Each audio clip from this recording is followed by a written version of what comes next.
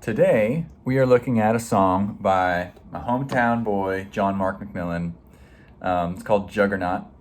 It's a really great song off of his latest album, Peopled with Dreams, which is a great album in its entirety. So this song in particular has a lot of cool songwriting aspects to it that we're going to talk about. I could have chosen a lot of different songs off the album because I like them all. But Juggernaut is about the idea of life all around you, springing forth, and just the unstoppable force of it. We'll talk about some of the lyrics where he expounds on that concept. And of course, it's used to kind of point to this aspect of God as the source of life. And if you want to see God, if you want to know more about who He is, you can feel His power and beauty in creation. Now, not all that said, because it's highly poetic, but I think if you look at the lyrics, you'll see that that's the dominant theme. And the idea of a juggernaut is that power, that unstoppable drive that is kind of behind all the life that you see. So a few things we'll talk about: the lyric, we'll talk about the structure, and then some of the thematic aspects that bring the concept forward, as well as the melody, some of the comparisons with the verse and chorus melody. So if you don't know the song, I encourage you to pause this video and go listen to it. If you do know the song, let's jump in, and I'll kind of start and pause as we go to make some observations. All right, Juggernaut, John Mark McMillan. And we're going to stop right there, because that first little sound that you hear is a concept reinforcement. It's an upward sweep. It sounds like a blossom flowing out of the bud in a way. Whether that's intentional or totally subconscious, it works really well just to immediately kind of bring you into this idea. If it were some other sound that was actually descending, it wouldn't work, and I think our brains work on a subconscious level a lot of times. And if something's out of place or doesn't quite line up with what you want to hear, kind of like a picture slightly out of focus or off center, this is on center. It's starting with the theme, and it's got that sound that just brings you right into the tag, which is the same kind of melody as the bridge that comes back again at the end. Starting right there with the music is telling the story.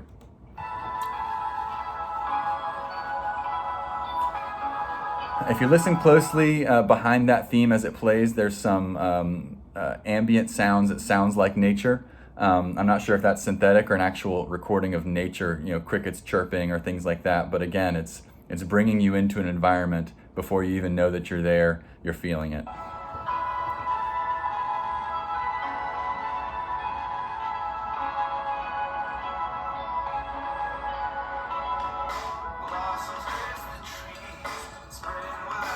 This is verse 1. This will be the A part.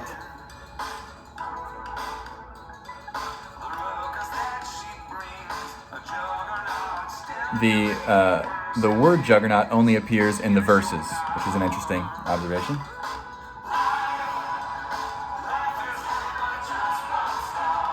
So I'm going to mention this more than once, but the melody is telling the same story as the words. There's this build up and quick pause every time he kind of says that word, life, and you can hear that it's almost like you're feeling the punch, and that's going to get even more accentuated as the chorus repeats second and a third time.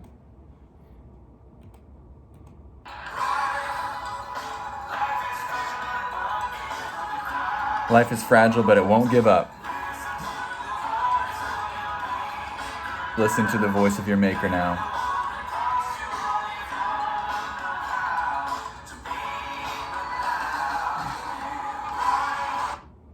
So notice there that we've actually got the chorus time and a half. It comes back with the...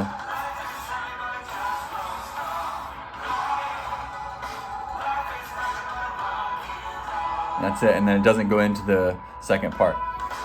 So now I'm going to talk, this is another verse and another chorus, the melody and the way that it's played into the verse and the chorus. Listen to the notes that he's singing here. Ba-na-na-na-na. Na na na na na na na na na na. So those three notes that he's kind of fluctuating on are going to come up again in a second. in the chorus, and it's a variation on the same tonality right here. Na na na na na na na na na na na. It's familiar.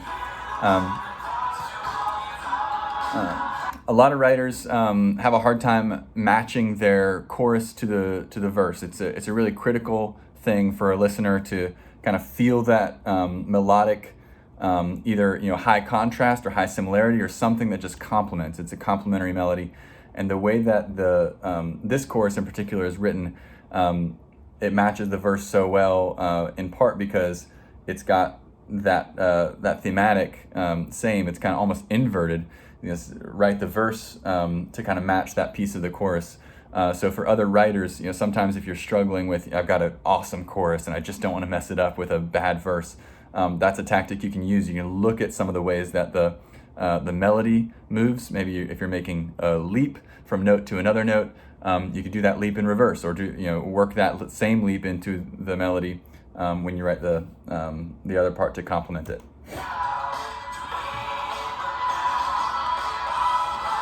So then it lands on the one. Again, the tension is released kind of right there for a moment, and we go into this almost celebratory bridge. It's always good to introduce something at that 2/3 mark of the song. That's why bridges are always a good option for ear fatigue. We've done the verse, chorus, verse, chorus, and if you go back to a verse or back to a chorus, sometimes it's like, I've heard this before.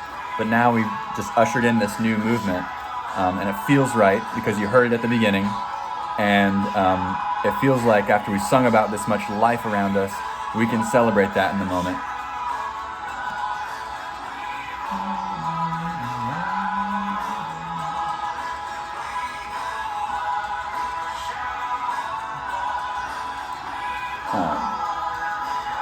And this is the only point in the song where it kind of it shifts away from the observations that it's making and almost to an application. In the chorus, remember, it does say, "Listen to the voice of your Maker now." That's the only other time that it kind of even has an audience, a you and a me thing. Other times it's just talking about spring or the Juggernaut of life itself. And here he's saying, "We go on in the shadow of the moment," almost saying if we don't stop and look around, we may miss it. We may miss the beauty of it. It says we roll on in the power of the morning. So we're benefiting from life around us. We're benefiting from the environment and the force of life. And oftentimes it's pulling us along and we don't even recognize it and stop to look around and see it. So that's kind of the concept, at least how I interpret the bridge and how it expounds on the theme.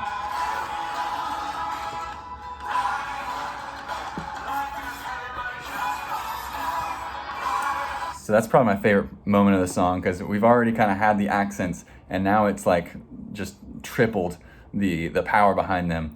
And it's got the 2 hits and then 3 hits, almost like a boxer. And it's like life is that powerful. It's like you feel it. It's like pushes you back in your chair as you're listening to it in a way.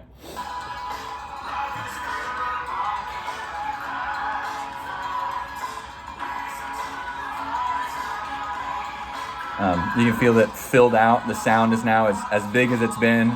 In the first parts, it was really just bare down to a drum and kind of a synth sound. And now we've got a lot going on. There's probably layers and layers of tracks at this point in the song. Tons of harmonies. You got the female vocals, something that sounds like a sitar. A screaming electric guitar. And the music's going to kind of fade and give you a little bit of rest here, but the vocals are still going. It's really nice. How do you wrap that up? Good song, John Mark. Hopefully this was fun to listen to, and hopefully kind of you learned something from it. I learned something from it just by listening and unpacking it. So that's it for this one.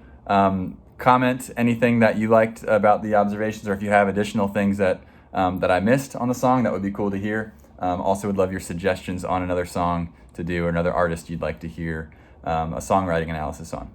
Have a great day.